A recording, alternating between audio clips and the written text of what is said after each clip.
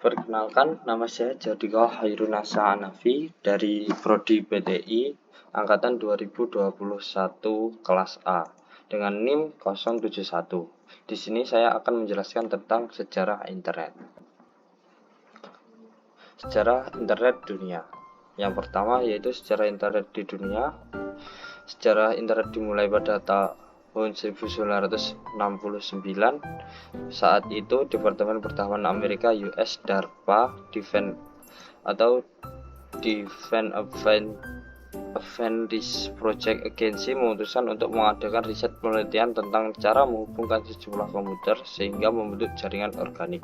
Program riset ini dikenal dengan nama ARPANET. Pada tahun 1970 sudah lebih dari 10 komputer yang berhasil dihubungkan antara satu komputer dengan komputer yang lainnya. Operasional menyambungkan antar komputer ini yang kemudian bisa membuat mereka berkomunikasi dan membentuk sebuah jaringan. Pada awal ditemukannya internet, mereka mendemonstrasikannya menggunakan software dan hardware berbasis unik yang merupakan cikal bakal terciptanya Linux. Tujuan awal diciptanya internet oleh Departemen Pertahanan Amerika Serikat atau US Department of Defense merupakan proyek militer untuk membuat sistem jaringan komputer yang terletak pada daerah vital untuk menanggulangi kalau sewaktu-waktu terjadi serangan nuklir dan untuk mengantisipasi kendala informasi yang terpusat. Tujuannya adalah jika sewaktu-waktu terjadi serangan nuklir atau terjadi perang, tentara militer Amerika bisa langsung bergerak untuk menghancurkan musuh. Pada awal ditemukannya internet, ARPANET hanya bisa menghubungkan 4 situs saja, yaitu Stanford University of California, Research Institute, University of Utah, dan Santa Barbara, yang mana mereka membuat suatu jaringan terpadu pada tahun 1969 dan secara umum diperkenalkan ke publik oleh ARPANET pada bulan Oktober 1972. Proyek ini dilirik oleh berbagai universitas di negara tersebut sehingga proyek yang digarap oleh ARPANET berkembang dengan pesat yang mengakibatkan ARPANET kesulitan dalam memanajemennya. Banyak permintaan yang ingin mengembangkan internet, akhirnya ARPANET dibagi menjadi dua, yaitu ARPANET dan MILNET.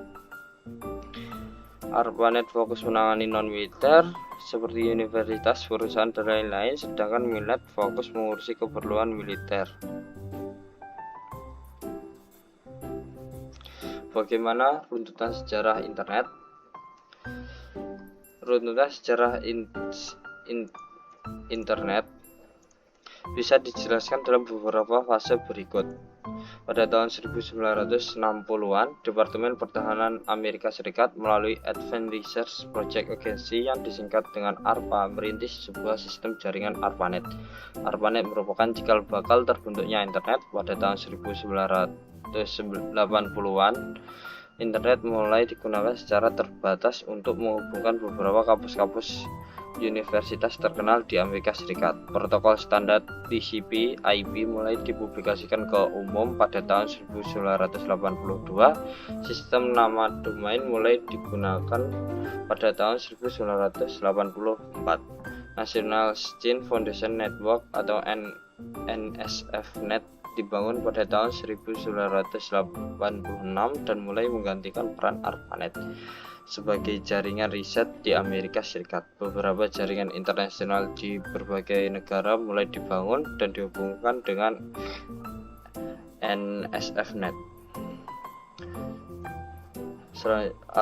ARPANET dibubarkan pada tahun 1990, akan tetapi internet tetap terus berkembang sampai sekarang. Awalnya informasi yang bisa didapatkan lewat internet hanyalah informasi berbasis teks. Pada tahun 1990, layanan berbasis tampilan grafis yang disebut WWW atau World Wide Web mulai dikembangkan oleh CERN. Pada tahun 1993, internet NIC didirikan untuk melayani pendaftaran nama domain. Sekitar tahun 1994, internet mulai digunakan di Indonesia. Bagaimana sejarah internet masuk di Indonesia?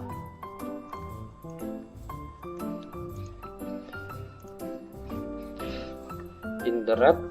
Sejarah internet di Indonesia dapat dijelaskan dengan urut mulai pada tahun 1960-an.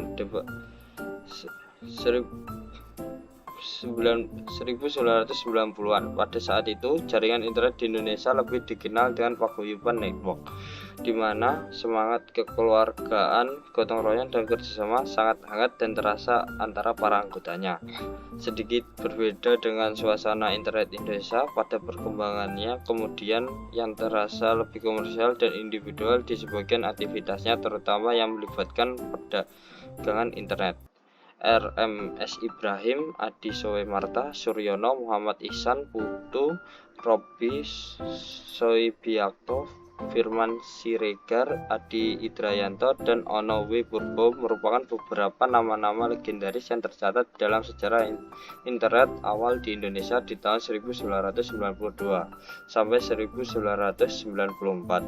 Setiap personal sudah mendistribusikan keahliannya dan dedikasinya dalam membangun sejarah komputer di Indonesia.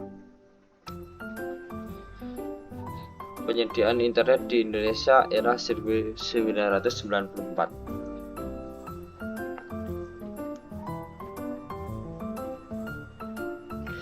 Penyedia internet di Indonesia era 1994, Internet Service Provider atau ISP atau penyedia internet yang pertama kali ada di Indonesia itu adalah IPTechNet yang secara resmi berdiri dan mulai beroperasi pada awal tahun 1994.